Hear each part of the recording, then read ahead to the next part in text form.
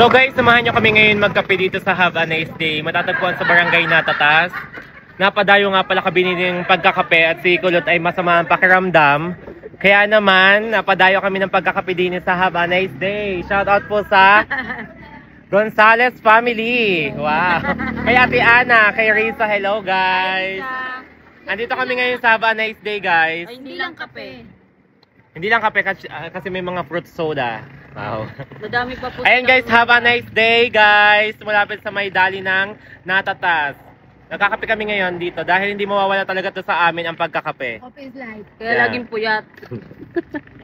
Kaya man ang mga dugo namin ay buhay na buhay. Kaso si Kulot po ngayon ay tuliro at may sakit, may beke girl. Siya ay si beke girl ngayon.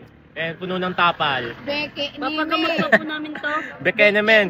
Eh ngayon, sa sama ng pakiramdam ni Kikulot, dinaanalaang namin sa pagkakape. Shoutout po kay Joy at sa kanya kay Ken.